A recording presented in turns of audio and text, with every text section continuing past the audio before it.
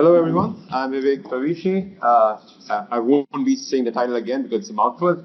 But yeah, I'm going to be talking about Independent Publisher Connector and how you can submit one. But a little bit about me.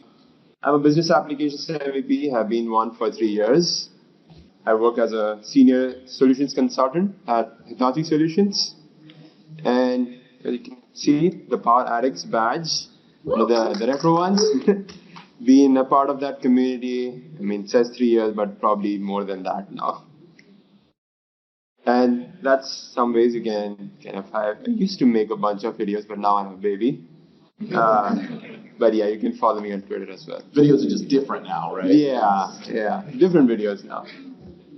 So the agenda, I'll briefly talk about the whole publisher program, Independent Publisher Connector.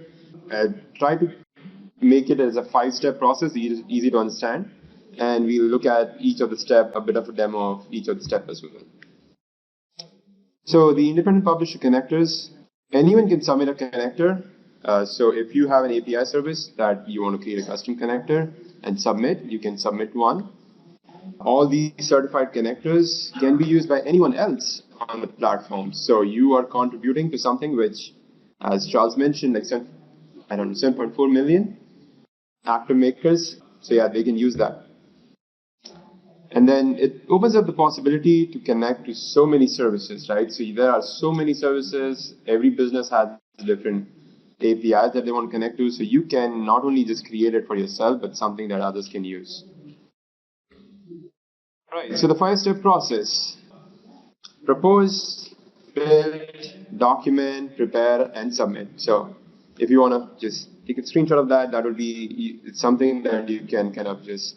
It's a long process if you go to the docs, but this will help you kind of streamline your process and not feel like it's a long one. So the first step, process, you want to make sure that Troy is right now sitting here. Make sure that he hasn't submitted a connector. So, because 90% of the connectors are submitted by him. Yeah, you can create a proposal first. So on the GitHub repository, you create a fork. And then once you have created a fork, start with cloning that in VS Code. Once you have cloned it, you can create a local repository. So once you have that, it will show you all the folders. And because you want to submit a proposal, first you want to create a different branch. So that's something that, so any new connector, you can keep creating new branches. So here I'm trying to submit a proposal for PayPal. So I've created the branch, published the branch, and now so now that you have a branch, you want to create a new folder within the Independent Publisher Connector. So I'm creating a new PayPal branch. You always want to add a README file so that it doesn't have to be complete because you're proposing right now, but add some information in there so that people know what the connector is about. Once you have your README file, commit those changes, publish it, and then once you are done with that, you want to submit the pull request. I know if you're not aware about GitHub, I'm going very fast here, but it's a 10-minute demo. So once you have the pull request, make sure you add proposal in the title, followed by the independent publisher, the connector's name, and then independent publisher so that it can be identified. The GitHub repository is for all the connectors, not just independent publisher. So now that you have submitted the proposal, now people know that someone's working on this, and you can check this before you submit the same connector.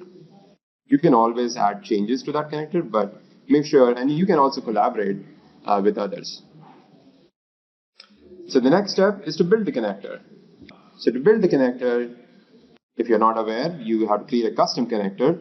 So you can go to custom connectors in Power Apps or Power Automate.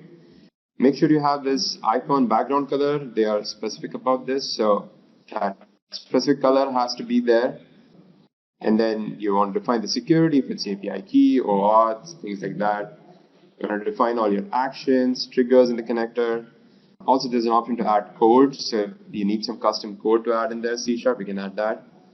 And then you want to test and make sure that all of the actions are working. Take a screenshot of this because this is what you'll need to submit when you're submitting the final pull request. So make sure everything is working with that green check mark. And then also create a test flow. So make sure you have at least 3 actions in there which are working from that connector, and take a screenshot of each action as well. Again, something that you'll need. Next step, just a little bit of the boring part of the process, which is documenting. Everyone loves documenting, right? So you want to make sure you have a good title to the connector. So in this case, it's rebrandly. This is the connector I submitted. Make sure you have a description, which is something which people will look at, what the service is about, so they can search for this as well when they're searching for a connector. So make sure it defines the service. And then all your actions, right? Every action that you've added to the connector, you want to define a summary, a description, and it has, there are some guidelines to that. I've put a reference link in the end, but make sure that is something, because this is what, when they add the connector, will show up, and we'll see that in a minute. So you want to add a good description for each action.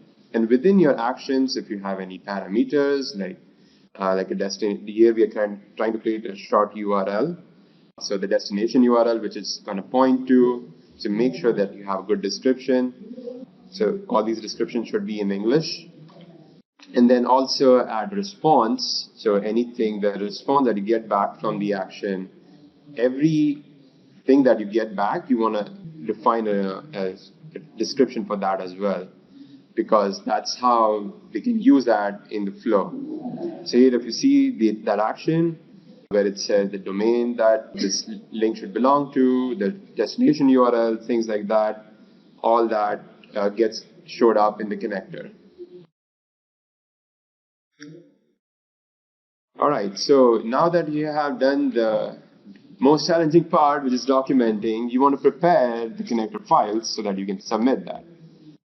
So in VS Code, you can download the PaCon CLI, which is a connector. They have actually added to Power Platform now as well. But you have to log in, then you have to download. So PaCon download.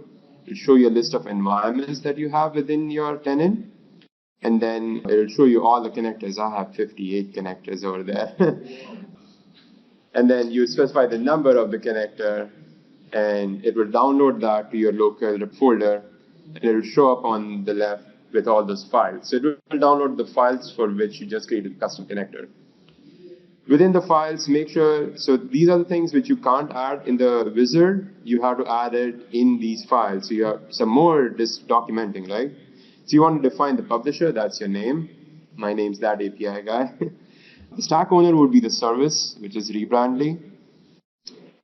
And then there's some other metadata as well that you need to add, which would be the website of the service, a privacy policy URL, so that's also required, and the category of the connectors. In this case, it's a marketing and social media connector. So there's a list of those which you can choose from. And then you also want to add your name, contact, it's required. Although, Troy has a little bunch and he doesn't get so many emails.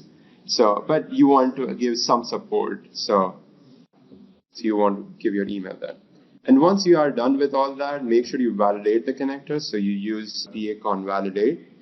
This is a place where it will tell you if you're missing a description, any title, summary, things like that.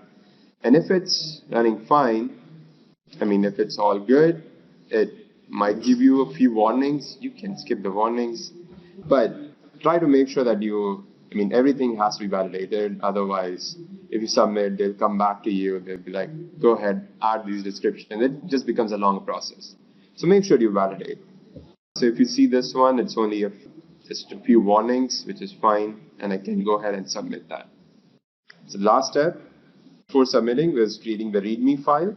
So if you see there are multiple things, there's a template for this which you can download, and you need to specify the rebrandly service, the description about that, the operations that are included in it, how to get the credentials. That's really important because people might not know how to get an API key, the client credentials for an OAuth, so you want to define that as well. And the last step is to submit the connector. So here I'm showing a screenshot of the recording of the connector that I submitted, rebrandly. So you want to make sure you check those boxes, make sure that you have followed that. So the color of that connector, make sure that you're choosing that. You have all these artifacts. So you need to name, so you need to remove that proposal thing. You just have to have the name and independent publisher. And these are all the screenshots that I was talking about. You need to take those screenshots, paste it in here so that you can tell them that this is a working connector. And once you're done with all this, you're good to submit the connector. And once you've submitted, just wait. It takes a few days sometimes for them to respond back. They have a big backlog. But once you are done submitting, they respond back. Everything looks good. It will take 2 weeks, I think, for them to deploy to production. So yeah, it takes time. It's something they have to validate before it gets available for the whole Power Platform people using that. So these are some resources. Basically what I went through, it's in detail over there. The GitHub repo and also the certification process. Okay? All right, thanks, Vivek. Excellent.